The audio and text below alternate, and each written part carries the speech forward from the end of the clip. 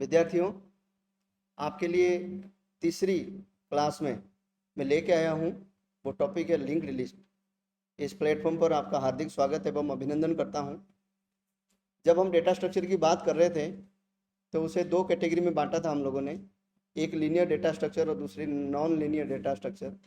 और linear data structure की श्रृंखला में हम सभी लोगों ने ये जानने का प्रयास किया कि एरे क्या है, लिंक्ड लिस्ट, स्टैक और क्यू क्या है।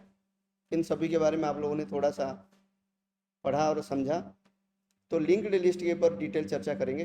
पार्ट 2 वीडियो में हमने एरे के ऊपर डिस्कस किया था। तो आज का जो हमारा मुख्य टॉपिक है वो है लिंक्ड लिस्ट। लिंक्ड लिस्ट होता कैसा है, उसका ग्राफिकल रिप्रेजेंटेशन जो है हम कैसे करते हैं, आज हमारा पूरा का पूरा फोकस है। जो पूरा का पूरा टॉपिक का जो विषय वस्तु है यही रहने वाला है। तो आप देखिएगा, एरे को हम एक लिस्ट के रूप में जानते थे, और समझदार हो तो फिर आप ये कह सकते हो कि एरे एक होमोजेनियस लिस्ट है। और प्रत्येक एलिमेंट जो है 0 इंडेक्स से शुरू होकर n-1 इंडेक्स तक होते हैं। ये आपको जानकारी है कि अगर एरे के अंदर 5 एलिमेंट है, पहला एलिमेंट 0 इंडेक्स में मिलेगा, लास्ट एलिमेंट जो है n-1 इंडेक्स पर मिलेगा। ये जानकारी आपको हो चुकी थी। एरे के सभी एलिमेंट की डेटा टाइप एक ही प्रकार के होने की वजह से हम उसे होमोजेनियस लिस्ट भी कह सकते थे, और बहुत सारे लोग उसको सब्सक्रिप्टेड वेरिएबल के रूप में भी जानते हैं। ये कंसेप्ट है, ठीक है। तो लिंक्ड मतलब कहीं ना कहीं कोई ना कोई लिंक है। लिस्ट जिसके प्रत्येक एलिमेंट एक दूसरे से लिंक है, इसकी वजह से हम इसको लिंक्ड लिस्ट कह सकते हैं। और लिंक्ड लिस्ट जो है यह लीनियर कैटेगरी का है। लिंक्ड लिस्ट जो है वो कौन सी कैटेगरी का है? लीनियर कैटेगरी का। लीनियर कैटेगरी का मतलब कि पहले एलिमेंट के बाद दूसरा एलिमेंट, तीसरा एलिमेंट, चौथा एलिमेंट, इस प्रकार से एलिमेंट स्टोर होंगे। अगर मैं लिंक्ड लिस्ट की बात करूं तो लिंक्ड लिस्ट की जो सबसे छोटा यूनिट है, जो बेसिक यूनिट है, उसको हम कहते हैं नोड। नोड कहते हैं। नोड के दो हिस्से होते हैं। पहले हिस्से में हम डेटा स्टोर करते हैं। डेटा को मैं डी वाले सिंबल से रिप्रेजेंट कर रहा हूं। और दूसरी जो सेक्शन है इसमें हम एड्रेस को स्टोर करते हैं। इसे मैं नेक्स्ट पॉइंटर के रूप में रिप्रेजेंट करता हूं। अर्थात इसमें समझने के लिए दो सेक्शन है। जो नोड है, नोड के दो पार्ट है।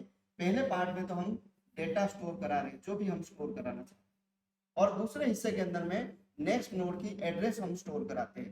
तो नेक्स्ट नोड की एड्रेस स्टोर होने की वजह से इसे हम नेक्स्ट पॉइंटर भी कहते हैं। पहली क्लास में, पिछली क्लास में जो चैप्टर 2 था उसमें मैंने आपको बताया था कि पॉइंटर को एड्रेस भी कहते हैं। तो सीधी सी बात है कि हम इसे नेक्स्ट पॉइंटर के रूप में जानेंगे। तो नेक्स्ट पॉइंटर का मतलब नेक्स्ट पॉइंटर का मतलब क्या हो गया कि ये दूसरे नोड की एड्रेस को स्टोर करके रखें। तो लिंक्ड लिस्ट क्या है? अगर डेफिनेशन निकाले हैं तो एक डेफिनेशन निकल के आ रहा है, linked list is a linear data structure. ये चीज आपको समझ में आ गया, लीनियर डेटा स्ट्रक्चर, ये लिंक्ड लिस्ट का एक डेफिनेशन। दूसरे डेफिनेशन की तरफ जब हम बढ़ेंगे तो ये आप कह सकते हैं कि linked list is a collection of nodes. दूसरा डेफिनेशन क्या निकल के आएगा? Linked list is collection of nodes. Collection of nodes, node के समूह है। तो नोड का संरचना कैसी है? नोड का स्ट्रक्चर क्या है कि नोड मुख्य रूप से दो भाग में डिवाइडेड है। पहले भाग में तो हम जो भी डेटा स्टोर करना चाहते हैं, वैल्यू स्टोर करना है, वो करते हैं, और दूसरे पार्ट के अंदर में हम नेक्स्ट नोड के एड्रेस को स्टोर करते हैं। तो ये मान के चलिए कि इस नोड को क्रिएट करने के लिए हमें सी का सहारा लेना पड़ता है, और जब सी का सहारा लेंगे तो हमें स्ट्रक्चर बनाना पड़ेगा। बिना स्ट्रक्चर के हम ये काम नहीं कर सकते। तो लिंक्ड लिस्ट पढ़ने के लिए बहुत सारे नए कंसेप्ट को आपको समझना बहुत जरूरी होता है। पॉइंटर का कंसेप्ट आपको आना चाहिए। दूसरा कंसेप्ट है आप एड्रेस की जो कंसेप्ट, मतलब पॉइंटर का कंसेप्ट, इसको समझने के बाद में जो दूसरी टॉपिक है वो है कि मेमोरी एलोकेशन किस तरीके से होती है। इसको आपको समझना होगा कि डायनामिक मेमोरी एलोकेशन और स्टैटिक मेमोरी एलोकेशन, दो तरीके से हम मेमोरी एलोकेट करते हैं। स्टैटिक का मतलब क्या होता है? स्टैटिक का मतलब होता है फिक्स। स्टैटिक का मतलब होता है 1। अगर स्टैटिक का इंटीजर वैल्यू निकाला जाए तो 1 निकलेगा। अगर हम उसे जनरल कंसेप्ट में समझने की प्रयास करेंगे, स्टैटिक का मतलब फिक्स है, जो चेंज नहीं होने वाला है।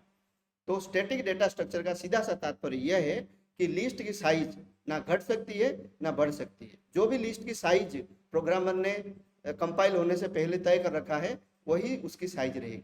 लेकिन डायनामिक होने से क्या होगा कि हम उसकी साइज को वेरी कर सकते हैं, उसको बदल सकते हैं, चेंज कर सकते हैं, इसलिए उसको डायनामिक स्ट्रक्चर कहते हैं। तो मुझे अगर लिंक्ड लिस्ट की एक और डेफिनेशन निकालना है तो मैं ये कहना चाहूंगा कि linked list is a dynamic data structure. Linked list is a dynamic data structure. Dynamic data structure मतलब रन टाइम पर मेमोरी लेता है। आपको की लिस्ट जितनी है, आपको लिस्ट जैसे 10 एलिमेंट की लिस्ट आपने डिक्लेयर कर दी, लेकिन बाद में आपको लगता है यार आपकी लिस्ट में 5 एलिमेंट होना चाहिए, मुझे 5 एलिमेंट को फ्री करना है, तो ये काम कर सकते, एरे के साथ नहीं कर सकते। जब हम कंपैरिजन करेंगे लिंक्ड लिस्ट और एरे में क्या अंतर है, उस समय हम इस विषय पर डिटेल में चर्चा करेंगे। अभी तो हम लिंक्ड लिस्ट का ग्राफिकल रिप्रेजेंटेशन को देखते हैं। तो लिंक्ड लिस्ट की डेफिनेशन निकल के आ गया कि लीनियर डेटा स्ट्रक्चर है।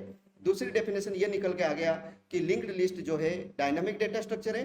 तीसरी जो कंसेप्ट निकल के आ रहा है कि लिंक्ड लिस्ट जो है कलेक्शन ऑफ नोड्स है। ये सारी चीजें आप लोगों को समझ में आ गया। ये 3 डेफिनेशन है। एग्जाम के पॉइंट ऑफ व्यू से जो भी महर्षि दयानंद सरस्वती विश्वविद्यालय से बीसीए या एमएससी या पीजीडीसी की क्लास में पढ़ते और उनकी सब्जेक्ट डेटा स्ट्रक्चर है, उन सभी को मैं कहना चाहूंगा ये जो डेफिनेशन है वो बहुत महत्वपूर्ण है। एग्जाम में पूछा जाता है कि लिंक्ड लिस्ट क्या आशय है, तो आपको घबराना नहीं, आपको परेशान नहीं होना, आपको सीधा सीधा लिखना है कि लिंक्ड लिस्ट एक डायनामिक डेटा स्ट्रक्चर है, लिंक्ड लिस्ट जो है लीनियर डेटा स्ट्रक्चर है, लिंक्ड लिस्ट जो है कलेक्शन ऑफ नोड्स है। अगर आप ऐसे लिखते हैं तो निश्चित रूप से आपको 1.5 नंबर का जो सवाल है उसमें आपको 1.5 नंबर मिल जाएंगे। थोड़ा सा और डेप्थ में जाएं कि अगर इसे 3 नंबर के सवाल में पूछा जाए तो आपको क्या क्या चीजें लिखना है, मैंने इसी के ऊपर भी बात करूंगा। सबसे पहले मैं अब इसका ग्राफिकल रिप्रेजेंटेशन है लिंक्ड लिस्ट का, कि लिंक्ड लिस्ट दिखता कैसे है। वैसे हम ये जो डेटा स्ट्रक्चर की हम स्टडी करते हैं ये वास्तव में होते नहीं है, ये कोर कंसेप्ट है। इन कंसेप्ट का यूज करके हम प्रोग्राम के मतलब हम जो जनरल प्रॉब्लम है, जो इंसानों के तरह तरह के जो प्रॉब्लम्स है उसे हम सॉल्व करने की कोशिश करते हैं। तो कंप्यूटर साइंस की जब हम बात करते हैं और उसमें भी सी प्रोग्रामिंग की बात करते हैं और उसमें भी जब डीएस में आते हैं तो हमारी प्रोग्रामिंग शार्प हो, हमें सब चीज़ें समझ में आ जाए, हमें यह समझ में आ जाए कि डेटा का स्वरूप क्या है, डेटा का कहाँ उपयोग हो सकता है, डेटा पर कौन सा ऑपरेशन किया जा सकता है, इसके लिए हम डेटा स्ट्रक्चर की स्टडी करते हैं। तो आज की जो विषय वस्तु है कि लिंक्ड लिस्ट का ग्राफिकल रिप्रेजेंटेशन कैसा है, तो मैं ड्रॉ कर रहा हूँ, आप इसे देखने की कोशिश करें। सभी को ये तो समझ में आ चुका है कि लिंक्ड लिस्ट जो है वो कलेक्शन ऑफ नोड्स है। इसकी कुछ टर्मिनोलॉजी है जो मैं आपको बताऊं। तो देखिएगा, इसमें नोड मैंने डिक्लेयर किए हैं।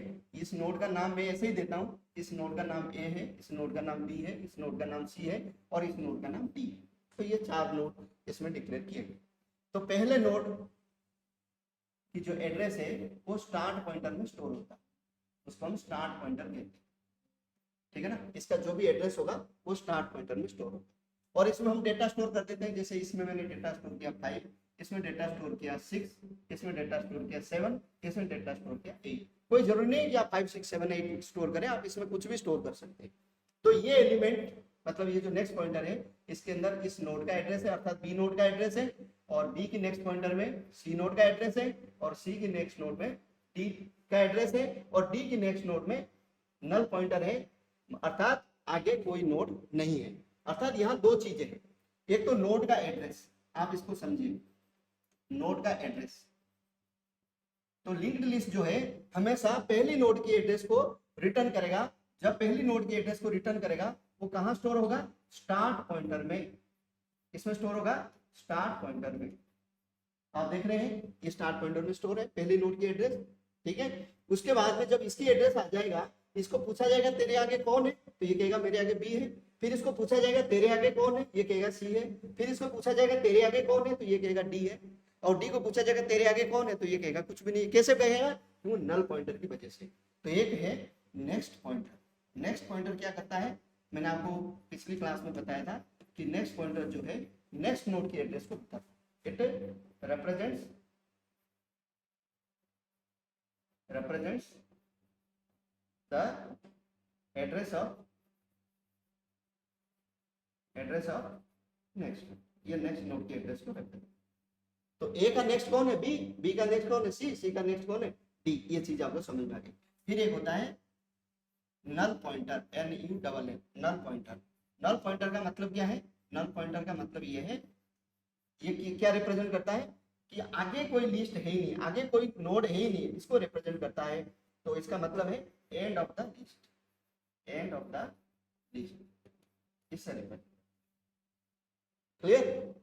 तो स्टार्ट पॉइंटर पहले नोड की एड्रेस को रिप्रेजेंट करता है, नेक्स्ट पॉइंटर नेक्स्ट नोड की एड्रेस को रिप्रेजेंट करता है और null pointer end of list को रिप्रेजेंट करता है। ऐसा लिंक लिस्ट दिखता है, ऐसा इसका कंसेप्ट है। और आगे की क्लास में जब हम इसे लिंक लिस्ट को पढ़ेंगे डिटेल में, तो मैं पूरा प्रयास करूंगा कि लिंक लिस्ट का वर्गीकरण करने की। मैं आपको ये भी बताऊंगा कि लिंक लिस्ट को किस प्रकार से मेमोरी एलोकेट होती है। तो लिंक लिस्ट की इस चैप्टर को यहीं पर विराम देते हैं, अगली चैप्टर में फिर मिलेंगे। तब तक के लिए अपना ध्यान रखिएगा। जय हिंद, जय भारत।